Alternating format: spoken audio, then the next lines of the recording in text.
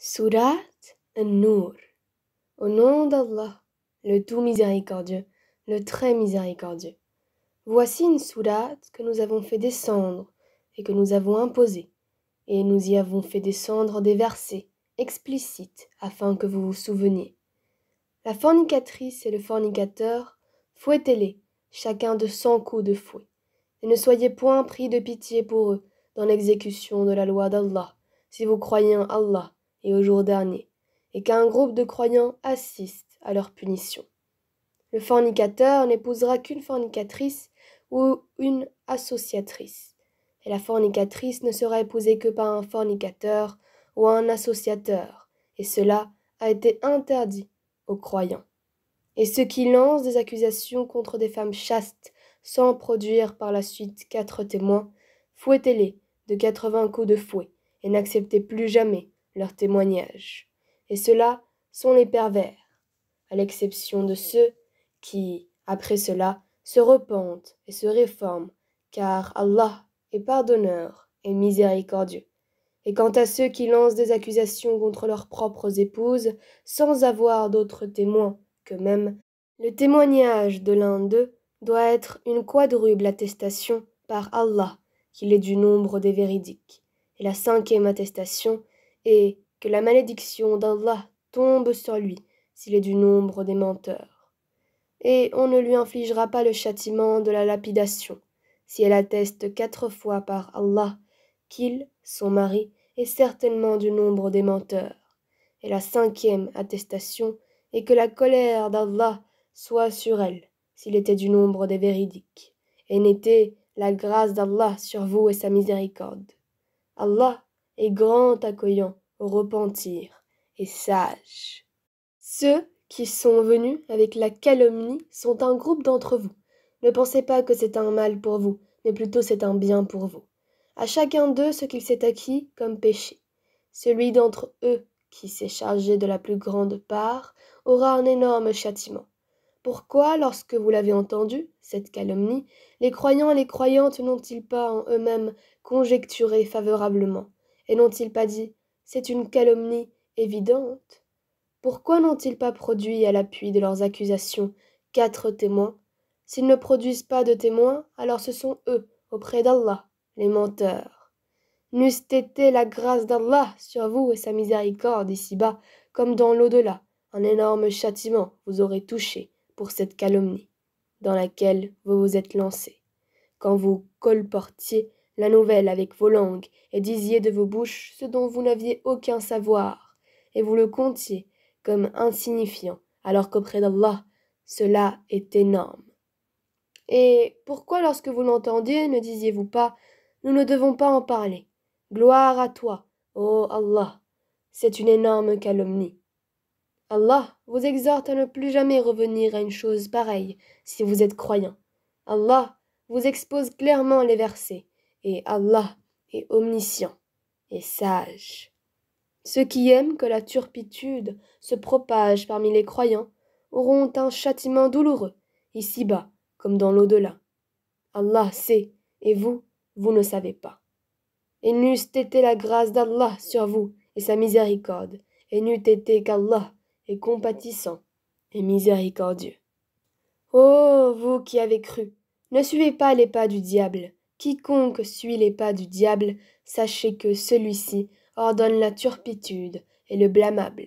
Et n'eût été la grâce d'Allah envers vous et sa miséricorde, nul d'entre vous n'aurait jamais été pur. Mais Allah purifie qui il veut, et Allah est audient et omniscient. Et que les détenteurs de richesses et d'aisance parmi vous ne jurent pas de ne plus faire des dons aux proches, aux pauvres et à ceux qui émigrent dans le sentier d'Allah, et qu'ils pardonnent et absolvent. N'aimez-vous pas qu'Allah vous pardonne ? Et Allah est pardonneur et miséricordieux. Ceux qui lancent des accusations contre des femmes vertueuses, chastes, qui ne pensent même pas à commettre la turpitude et croyantes, sont maudits ici-bas comme dans l'au-delà, et ils auront un énorme châtiment. Le jour où leur langue, leurs mains, leurs pieds témoigneront contre eux de ce qu'ils faisaient, ce jour-là, Allah leur donnera leur pleine et vraie rétribution. Et ils sauront que c'est Allah qui est le vrai, de toute évidence. Les mauvaises femmes aux mauvais hommes et les mauvais hommes aux mauvaises femmes. De même, les bonnes femmes aux bons hommes et les bons hommes aux bonnes femmes. Ceux-là sont innocents de ce que les autres disent. Ils ont un pardon et une récompense généreuse. Ô vous qui croyez, n'entrez pas dans des maisons autres que les vôtres avant de demander la permission d'une façon délicate et de saluer leurs habitants. Cela est meilleur pour vous. Peut-être vous souvenez-vous. Si vous n'y trouvez personne, alors n'y entrez pas, avant que permission vous soit donnée. Et si on vous dit retournez, eh bien retournez. Cela est plus pur pour vous, et Allah, de ce que vous faites, est omniscient. Nul greffe contre vous à entrer dans des maisons inhabitées où se trouve un bien pour vous. Allah sait ce que vous divulguez et ce que vous cachez. Dis aux croyants de baisser leur regard et de garder leur chasteté. C'est plus pur pour eux. Allah est certes parfaitement connaisseur de ce qu'ils font. Et dis aux croyantes de baisser leur regard, de garder leur chasteté, et de ne montrer de leurs atours que ce qui en paraît, et qu'elles rabattent leur voile sur leur poitrine, et qu'elles ne montrent leur atour qu'à leur mari, ou à leur père, ou au père de leur mari, ou à leur fils, ou au fils de leur mari, ou à leur frère, ou au fils de leur frère, ou au fils de leur sœur, ou aux femmes musulmanes, ou aux esclaves qu'elles possèdent, ou aux domestiques mâles impuissants, ou aux garçons impubères qui ignorent tout des parties cachées des femmes, et qu'elles ne frappent pas avec leurs pieds, de façon que l'on sache ce qu'elles cachent de leur parure. Et repentez-vous tous devant Allah, ô croyants, afin que vous récoltiez le succès. Mariez les célibataires d'entre vous et les gens de bien parmi vos esclaves, hommes et femmes. S'ils sont bésogneux, Allah les rendra riches par sa grâce, car la grâce d'Allah est immense et il est omniscient. Et que ceux qui n'ont pas de quoi se marier cherchent à rester chastes jusqu'à ce que Allah les enrichisse par sa grâce. Ceux de vos esclaves qui cherchent un contrat d'affranchissement, concluez ce contrat avec eux si vous reconnaissez du bien en eux, et donnez-leur des biens d'Allah qu'il vous a accordés. Et dans votre recherche des profits passagers de la vie présente, ne contraignez pas vos femmes esclaves à la prostitution, si elles veulent rester chastes. Si on les y contraint, Allah leur accorde, après qu'elles aient été contraintes, son pardon et sa miséricorde. Nous avons effectivement fait descendre vers vous des versets clairs donnant une parabole de ceux qui ont vécu avant vous et une exhortation pour les pieux. Allah est la lumière des cieux et de la terre. Sa lumière est semblable à une niche où se trouve une lampe. La lampe est dans un récipient de cristal et celui-ci ressemble à un astre de grand éclat. Son combustible vient d'un arbre béni, un olivier, ni oriental ni occidental, dont l'huile semble éclairer sans même que le feu la touche. Lumière sur lumière. Allah guide vers sa lumière qui il veut. Allah propose aux hommes des paraboles et Allah est omniscient. Dans des maisons, des mosquées, qu'Allah a permis que l'on élève et où son nom est invoqué, le glorifie en elles matin et après-midi. Les hommes, que ni le négoce ni le troc ne distrait de l'invocation d'Allah, de l'accomplissement de la salat et de l'acquittement de la zakat, et qui redoutent un jour où les cœurs seront bouleversés, ainsi que les regards, afin qu'Allah les récompense de la meilleure façon pour ce qu'ils ont fait de bien, et leur ajoutera de sa grâce. Allah attribue à qui il veut, sans compter. Quant à ceux qui ont mécru, leurs actions sont comme un mirage dans une plaine désertique que l'assoiffé prend pour de l'eau. Puis, quand il y arrive, il s'aperçoit que ce n'était rien, mais il trouve Allah qui lui règle son compte en entier, car Allah est prompt à compter. Les actions des mécréants sont encore semblables à des ténèbres sur une mer profonde. Des vagues la recouvrent, vagues au-dessus desquelles s'élèvent d'autres vagues, sur lesquelles il y a d'épais nuages, ténèbres entassées les unes au-dessus des autres. Quand quelqu'un étend la main, il ne la distingue presque pas. Celui qu'Allah prive de lumière n'a aucune lumière. N'as-tu pas vu qu'Allah est glorifié par tous ceux qui sont dans les cieux et la terre, ainsi que par les oiseaux déployant leurs ailes? Chacun, certes, a appris de façon de l'adorer et de le glorifier. Allah sait parfaitement ce qu'ils font. C'est à Allah qu'appartient la royauté des cieux et de la terre, et vers Allah sera le retour final. N'as-tu pas vu qu'Allah pousse les nuages, ensuite il les réunit et il en fait un amas, et tu vois la pluie sortir de son sein. Il fait descendre du ciel de la grêle provenant des nuages comparables à des montagnes. Il en frappe qui il veut et l'écarte de qui il veut. Peu s'en faut que l'éclat de son éclair ne ravisse la vue. Allah fait alterner la nuit et le jour. Il y a là un sujet de réflexion pour ceux qui ont des yeux. Et Allah a créé d'eau tout animal. Il y en a qui marchent sur le ventre, d'autres marchent sur deux pattes, et d'autres encore marchent sur quatre. Allah crée ce qu'il veut, et Allah est omnipotent. Nous avons certes fait descendre des versets explicites, et Allah guide qui il veut vers un chemin droit. Et ils disent, nous croyons en Allah et au messager, et nous obéissons. Puis après cela, une partie d'entre eux fait volte-face. Ce ne sont point ceux-là, les croyants. Et quand on les appelle vers Allah et son messager pour que celui-ci juge parmi eux, voilà que quelques-uns d'entre eux s'éloignent. Mais s'ils ont le droit en leur faveur, ils viennent à lui, soumis.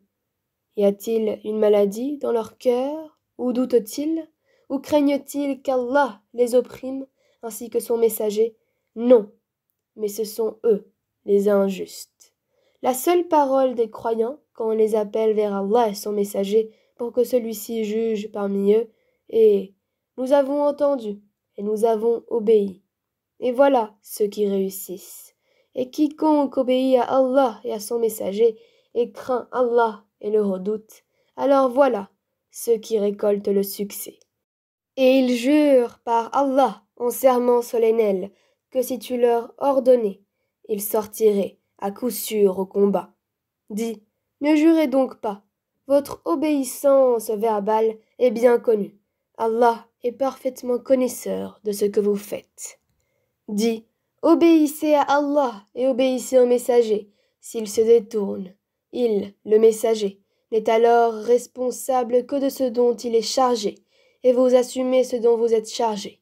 Et si vous lui obéissez, vous serez bien guidés. Et il n'incombe au messager que de transmettre explicitement son message. Allah a promis à ceux d'entre vous qui ont cru et fait les bonnes œuvres qu'il leur donnerait la succession sur terre, comme il l'a donné à ceux qui les ont précédés.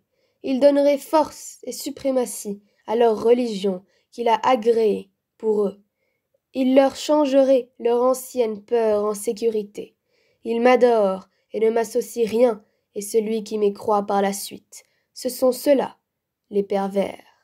Accomplissez la salat, acquittez la zakat, et obéissez au messager, afin que vous ayez la miséricorde. Ne pense point que ceux qui ne croient pas puissent s'opposer à l'autorité d'Allah sur terre. Le feu sera leur refuge. Quelle mauvaise destination! Ô vous qui avez cru, que les esclaves que vous possédez vous demandent permission avant d'entrer, ainsi que ceux des vôtres qui n'ont pas encore atteint la puberté, à 3 moments, avant la salate de l'aube, à midi quand vous enlevez vos vêtements, ainsi qu'après la salate de la nuit, 3 occasions de vous dévêtir. En dehors de ces moments, nul reproche ni à vous, ni à eux, d'aller et venir les uns chez les autres. C'est ainsi qu'Allah vous expose clairement ces versets, et Allah est omniscient et sage. Et quand les enfants parmi vous atteignent la puberté, qu'ils demandent permission avant d'entrer, comme font leurs aînés. C'est ainsi qu'Allah vous expose clairement ces versets, et Allah est omniscient et sage. Et quant aux femmes atteintes par la ménopause, qui n'espèrent plus le mariage, nul reproche à elles d'enlever leurs vêtements de sortie, sans cependant exhiber leurs atours, et si elles cherchent la chasteté, c'est mieux pour elles. Allah est audient et omniscient. Il n'y a pas d'empêchement à l'aveugle, au boiteux, aux malades, ainsi qu'à vous-même, de manger dans vos maisons, ou dans les maisons de vos pères, et dans celles de vos mères, et de vos frères, ou de vos sœurs, ou de vos oncles paternels, ou de vos tantes paternelles, ou de vos oncles maternels, ou de vos tantes maternelles, ou dans celles dont vous possédez les clés, ou chez vos amis. Nul empêchement à vous, non plus, de manger ensemble ou séparément. Quand donc vous entrez dans des maisons, adressez-vous mutuellement des salutations venant d'Allah, béni et agréable. C'est ainsi qu'Allah vous expose ces versets, afin que vous compreniez. Les vrais croyants sont ceux qui croient en Allah et en son messager, et qui, lorsqu'ils sont en sa compagnie, pour une affaire d'intérêt général, ne s'en vont pas avant de lui avoir demandé la permission. Ceux qui te demandent cette permission sont ceux qui croient en Allah et en son messager. Si donc ils te demandent la permission pour une affaire personnelle, donne-la à qui tu veux d'entre eux, et implore le pardon d'Allah pour eux, car Allah est pardonneur et miséricordieux. Ne considérez pas l'appel du messager comme un appel que vous adresseriez les uns aux autres. Allah connaît certes ceux des vôtres qui s'en vont secrètement en s'entrecachant. Que ceux, donc, qui s'opposent à son commandement prennent garde qu'une épreuve ne les atteigne ou que ne les atteigne un châtiment douloureux. C'est à Allah, vraiment, qu'appartient tout ce qui est dans les cieux et sur la terre. Il sait parfaitement l'état dans lequel vous êtes et le jour où les hommes seront ramenés vers lui. Il les informera alors de ce qu'ils œuvraient. Allah est omniscient.